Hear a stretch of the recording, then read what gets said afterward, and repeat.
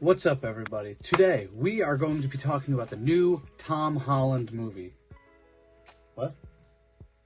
What do you mean I gotta be more specific? Alright, fine. The new Tom Holland movie that also features Zendaya. What? How is that not more specific? Fine. The new movie that features Tom Holland, Zendaya, and Jon Bernthal. How are they in two movies in the same month within 2 weeks of each other? Fine, you know what, fine. We are going to be recapping and reviewing and spoiling Spider-Man Brand New Day. Are you happy? What is up, everybody? It's your boy, Bobby from Bobby's Breakdowns, coming at you with another video. Now that we got past that confusion, we are going to be recapping, spoiling, and talking about Spider-Man Brand New Day. Boom. Thank you, Nicolette, for this shirt. Shout out to you. And yeah, this was one of the biggest films I had on my list for this year, and it did not disappoint. But with that being said, let's dive right in. So I saw this movie twice. Once as a fan on Sunday, and once as a reviewer on Monday. Today is Tuesday, and for a Monday, it was pretty packed, and I was happy to see that. So, right off the bat, you know it's going to be a bit of a darker tone with Spider-Man, and that's cool. I always love a darker movie like that. We see Peter alone in his apartment, writing a letter, and of course it's to MJ. Peter has been keeping tabs on Ned and MJ. They're going to MIT. He's just always on their live streams, and he has notifications turned on, so he's always looking for them. And then we see the first action of the movie. Peter, can't talk today, stops 5 dudes from committing a crime on the roof and webs them up, and the mayor's like, thank you, and he's like, no problem. Notice how the mayor is not Wilson Fisk, because he was ejected as mayor in Daredevil Born Again Season 3. So, yes, while I would love to see Wilson Fisk in a future movie, not right now. Peter then rides the elevator with some random blonde girl, and this was the first one I was like, is that Kiernan Shipka? It was not. I thought she was going to announce herself as Gwen Stacy, but she didn't. I was like, interesting. So, we don't know who she is just yet, and maybe we'll never know. And then we get our first look at Spider-Man fighting Scorpion in the snow, and then him bringing Tombstone to justice. Tombstone didn't really have much in this film, and neither did Scorpion, and that was a bit disappointing, I'll be honest. Peter and the mayor are buddy-buddy, but the mayor doesn't know who he is, doesn't know what he looks like, doesn't even know his name. And, yeah, so then problem breaks out. A tank gets brought onto the street, and Spider-Man has to go stop it. He eventually gets thrown off the tank, and just when you think all hope is lost, he gets run over by a van. And immediately I'm like, oh, let's go, here we go. Welcome to the show, welcome to the movie. Jon Bernthal as the Punisher. And the Punisher is just not a happy camper, because, well, he never, ever is. Peter stops him from taking out the tank. So he kicks Punisher clear through the van. Bernthal gets up, Frank Castle gets up, and he's like, motherfucker. Peter webs his mouth, he's like, go home, Frank. I'm gonna kill that kid. I love Jon Bernthal. One of my favorite actors. Then we see Scorpion being transferred on the roof from one prison to the other. And Spidey stops the tank. He opens the door and he sees an old woman. And she's evil at first, and then she's like, what happened? Spider-Man, I don't know what happened. And then he sees it transferring from person to person. And nobody has an idea. So he keeps jumping. And we'll get there why. And it gets to one of the guards taking Scorpion out, and he like gives him a wink and a nod, and maybe Scorpion's like, what are we doing here? The guard then tries to see in Spider-Man's mind, but it boots him out. And he's like, wow, nobody has ever done that to me before. And then he snaps out of it. He's like, Spider-Man, I love you. I'm so sorry. Peter then goes to a local spa for some information. And I am so glad I did not have this spoiled for me. Because as soon as I heard that voice, I knew exactly who it was. And I was like, yes. Yelena from the Thunderbolts from Hawkeye. A very nice surprise. She's in the pool. She wants him to take off his clothes. I was like, okay, what are we doing here? But he keeps the mask on. And Yelena laughs, of course. Peter is asking if that person is trying to use mind control, and she doesn't think so, but they keep attacking the damage control building. So Yelena thinks it's a ghost, and, well, it kinda is. Peter then goes to damage control and meets up with Metzger, and he goes in the full Spider-Man suit, so obviously they don't know who he is. The Hand is now good, and they are working with damage control, and Spider-Man's like, what? Metzger wants Spider-Man to take down the threat. And Peter's like, alright, I got it. So we see Peter, actually, no suit, no nothing. Peter is in the store, and Ned walks in, and he's like, and he follows him to the party that Ned and MJ are hosting. Peter goes into Ned's room, and Ned is like the ultimate Spider-Man there. He's trying to figure out who he is. He's like, he saved me so many times, I just want to thank him. And then MJ walks in, and Peter's like, and Peter uses a fake name. And it's all fine and dandy until Peter sees MJ kissing another dude. A good chunk of this movie is Peter getting older and not knowing if he can do it. His body is breaking down. And I felt that as a 26 plus year old. Anyway, we see a flashback to Aunt May. We actually see Marissa Tomei, and I was like, okay, that's cool. And she's talking to Peter. We'll get back to that. Peter then gets home, and he awkwardly lands in the laundry room, and he's like, I'm just gonna get my clothes. And you see him at first. He's in a black tank top, and you're not really thinking anything of it, of course. Girl walks in the elevator with her dog, and she's like, is that my shirt? And he's like, no.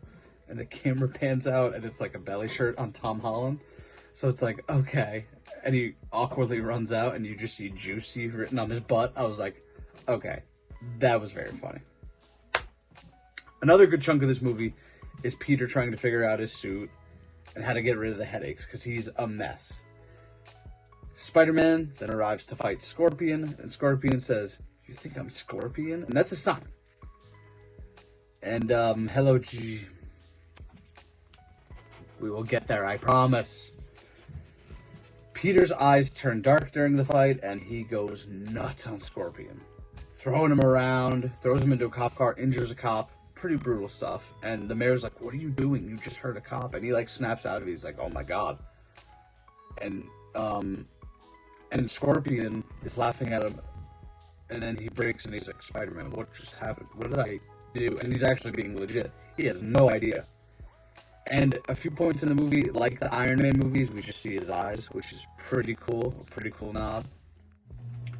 We go to Empire State University, and a student asks a question about Thanos, and you're wondering who she's asking it to, and then boom! Bruce Banner, aka the Hulk, and he's like, you want to take this one? And then some dude in this clash with his face painted green, Hulk smash!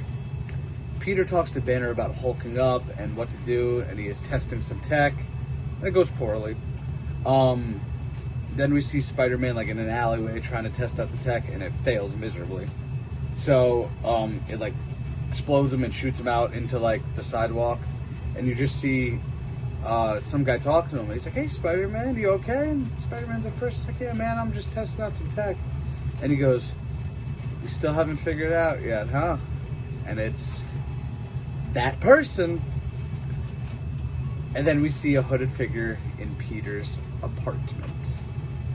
Don't see the face yet, but So then they're like, maybe we'll go after MJ, and it just transfers from person to person. Peter goes after him. Spider-Man goes to the roof of the helicopter, and that's where she is in a guy's body, and realizes she can't jump more than 33 feet. So he's like, how are you going to do this? So then Peter goes to MJ's apartment and gets her to safety. MJ starts to come around.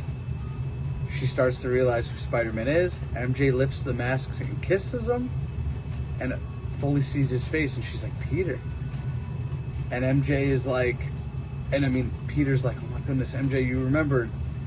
And I want on record, the first viewing I had of this movie, I looked at my buddy Ryan and I said, it's her in that. It's not really MJ. And I was correct. It was her in MJ's body. She was in MJ's body long enough to take it over, throw herself off the roof, and MJ breaks the trans and she's falling to her death, and she's like screaming. Spider-Man jumps to the rescue, saves her. I was really hoping we weren't going to have a Gwen Stacy moment on our hands from TASM 2. Thankfully, we did not. As Spider-Man has MJ on the ground, a guy pulls up as her and gives a message saying, I can be wherever I want, whenever I want. And Spider-Man's like, okay, you win. And then we get our first look at Sadie Sink from Stranger Things. Peter takes MJ to what seems to be the boat docks, and here's Punisher again. And this is where he gets really funny. Spider-Man then hits Punisher with the Staten Island story about how he saved his life, and I really want to see what happened in Staten Island. I know we won't, because it's like Budapest with Hawkeye and Black Widow, but I don't know. I just want to see it. And Spider-Man begs Frank to let them stay, and he's like, yeah, all right. Punisher and MJ, ironically, have a fun back and forth, and they're both like, I like this one.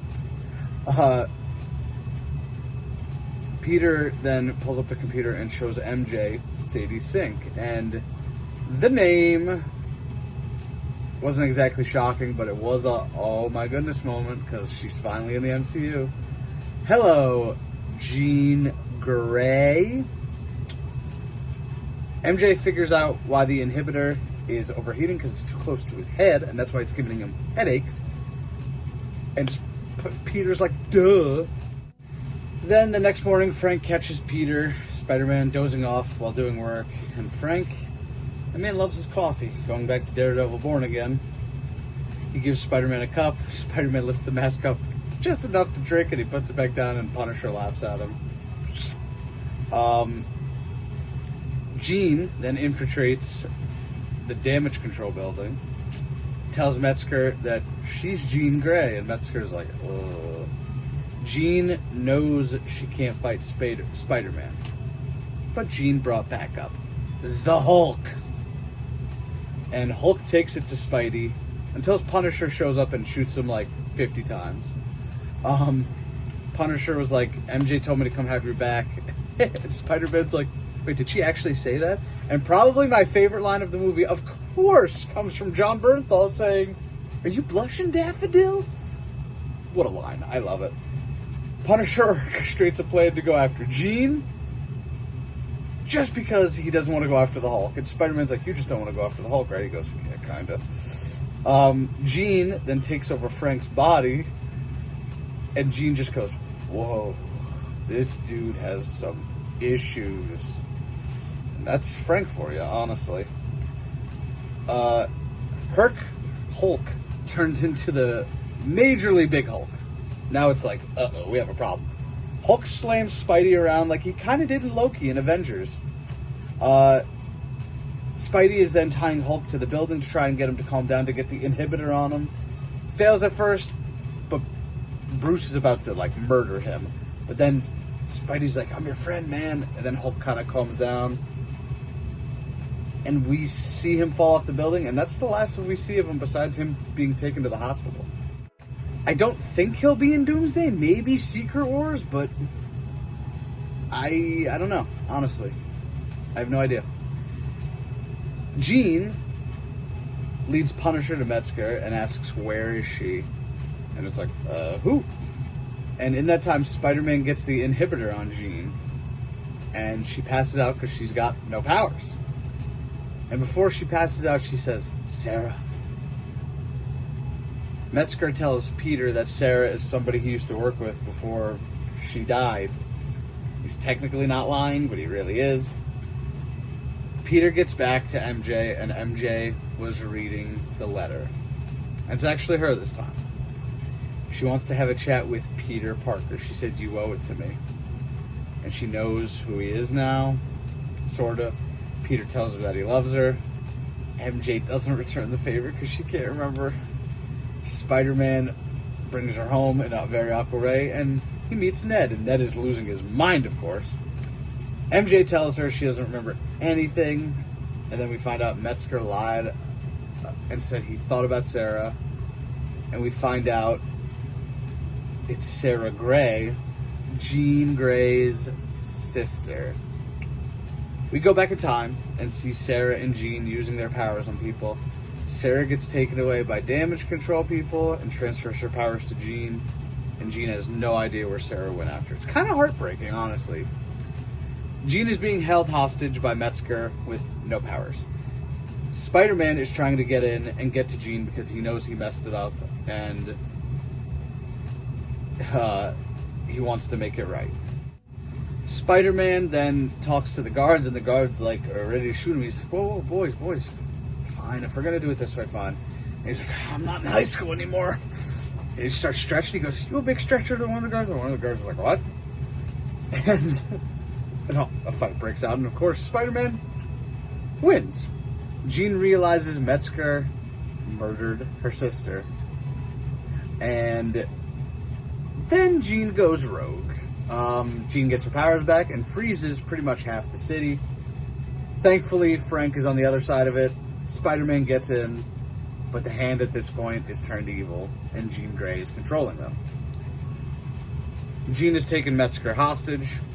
Spider-Man is trying to take down the Hand, and at first, Spider-Man is taken down by the Hand. Jean says the only crime her sister committed was that she was special. Jean asks Peter, "Are you Peter Parker or Spider-Man?" His eyes turn black again. He says he's both. He webs up the entire Hand, and then Peter makes a little headway with Jean after getting to her. He's trying to stop her. Jean then sits down with Aunt May in the flashback, which I didn't have that on the bingo card for the year. Sadie Sink and Marissa Tomei, pretty cool though. And it all goes well until Punisher tries to assassinate Jean, and Peter takes the bullet literally. And again, everything unfreezes. Punisher takes Spider-Man to the hospital, and New York hopes he could pull through. We see Jean using her powers to keep Peter alive, and it works. He pulls through. Peter wakes up with Punisher, Frank waiting right there, and Frank gets a little sentimental, and Peter makes fun of him for crying. He's like, "I'm not crying."